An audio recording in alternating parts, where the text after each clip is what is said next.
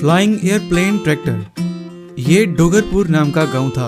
वहाँ पर गोलू नाम का एक अनाथ लड़का रहता था। उसके माँ बाप कुछ साल पहले ही गुजर गए थे। वो अपने बूढ़े दादा सुमेश के साथ रहता था। वो अपने दादा सुमेश के बकरियों को रोजाना चरने के लिए ले जाया करता और उसके दादा सुमेश अपने पुराने ट्रैक्टर पर खेती बाड़ी किया करते थे।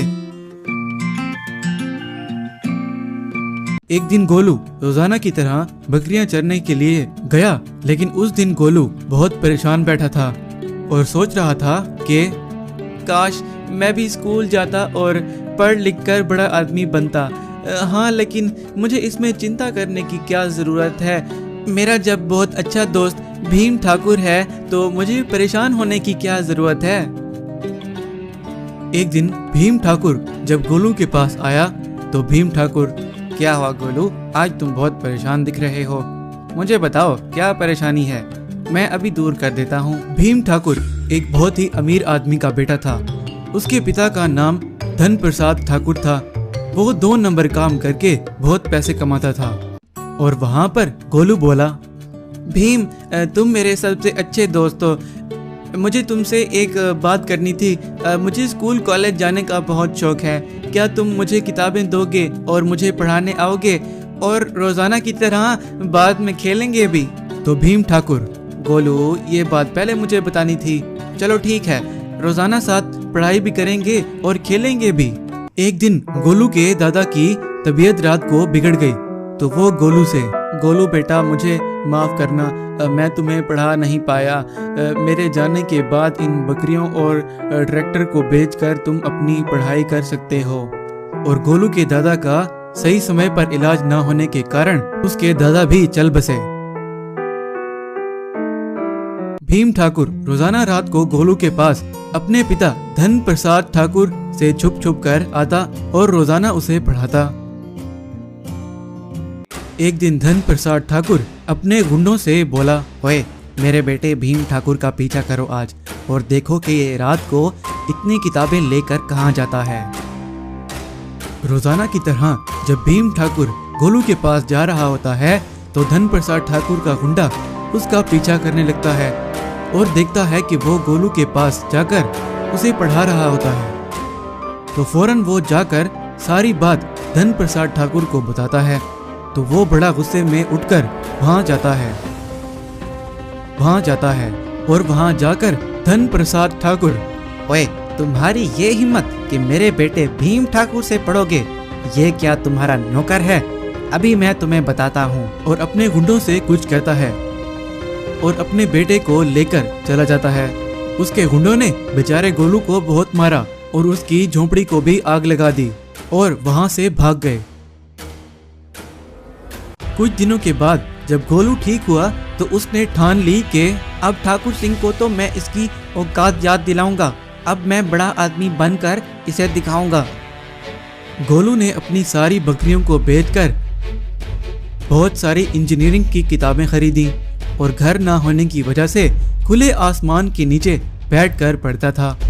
और गोलू अब बड़ा हो गया था, उसके पास अभी भी अपने दादा का ट्रैक्टर था। तो गोलू सोचने लगा, ये ट्रैक्टर मेरे दादा की निशानी है, इसको मैं एक ऐसी चीज बनाऊंगा कि सब देखकर हैरान हो जाएंगे और खुद बड़े बड़े व्यापारी मेरे पास चलकर आएंगे, देखना। गोलू अपने प्लान पर काम करने लगता है। कुछ महीनों की मेहनत करने के बाद गोलू एक फ्लाइंग एयरप्लेन ट्रैक्टर बना लेता है और उस ट्रैक्टर को सारे गांव के ऊपर से उड़ाता है। लोग ये देखकर हैरान हो जाते हैं और वहीं पर धन प्रसाद ठाकुर भी उसे देख लेता है। और शाम होते ही बहुत सारी कंपनियों के व्यापारी उस फ्लाइंग एयरप्लेन ट्रैक्टर को देखने आते हैं। तो एक व्यापारी बोला, वाह क्या बात है, तुमने ये अद्भुत आविष्कार कैसे किया, हमें ये आइडिया बहुत पसंद आया। इसकी तरह और फ्लाइंग एयरप्लेन ट्रैक्टर बनाकर हमें और किसान लोगों को बहुत फायदा होगा। जब रात को गोलू सोया हुआ था तो धन प्रसाद ठाकुर खुद आकर उसकी ट्रैक्टर को आग लगा देता है और जल्दी से भाग जाता है। लेकिन गोलू फिर भी हार नहीं मानता और उन व्यापारियों के साथ मिलकर ऐसे ही बहुत सारे फ्लाइंग एयरप्लेन ट्रैक्टर बनाते हैं। बाद में धन प्रसाद ठाकुर बहुत शर्मिंदा होकर गोलू के पास आता है। गोलू बेटा, अब मुझे अकल आई, मुझे माफ करना, मैं बहुत शर्मिंदा हूँ। आज से तुम दोबारा मेरे बेटे भीम ठाकुर से दोस्ती कर सकते हो। सुंदरपुर नाम का एक गांव था।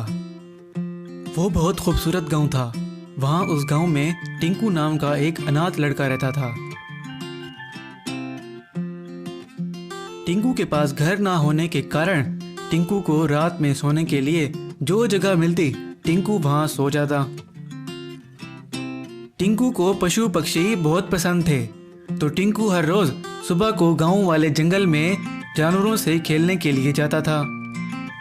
अगर टिंकू को कभी कोई जानवर मुश्किल में दिखता तो टिंकू उसकी मदद करता।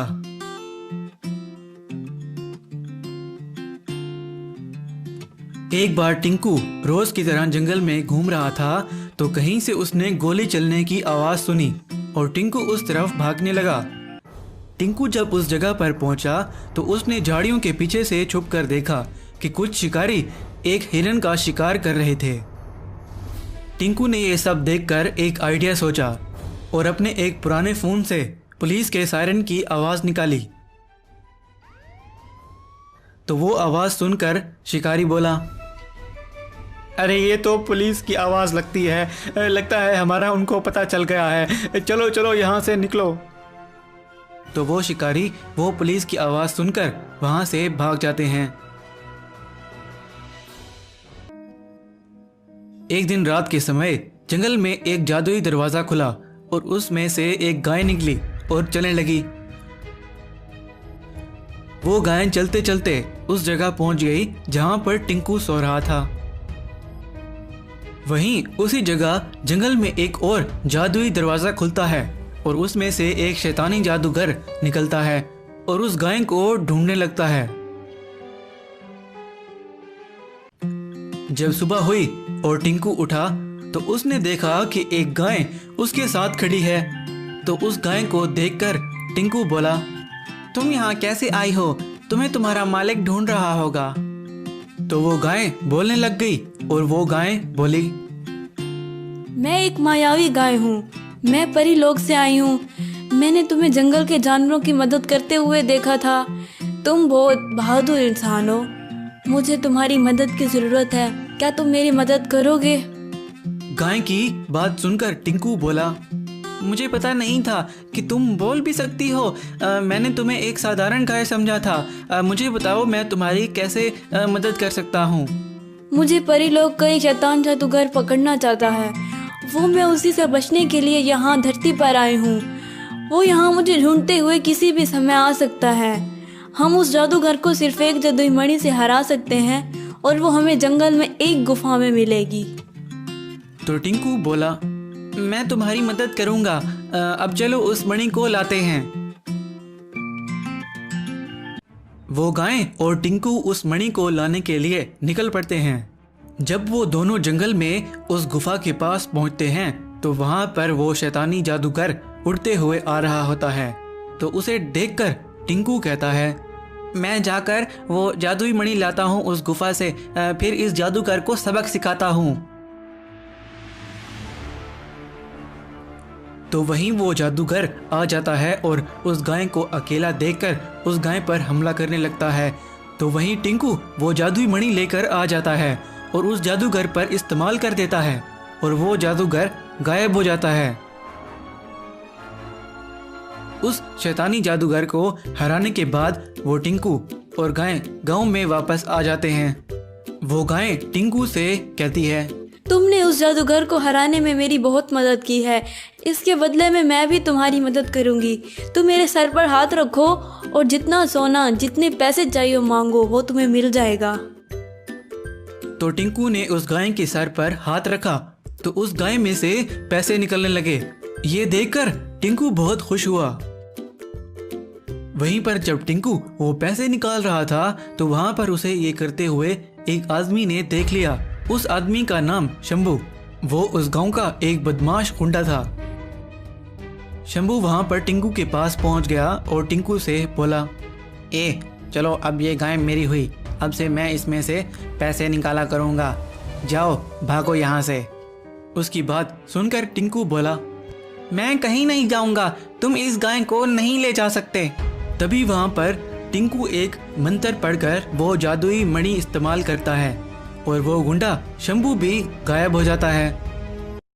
बाद में वो टिंकू और गाय एक साथ रहने लगते हैं और बहुत अच्छे दोस्त बन जाते हैं।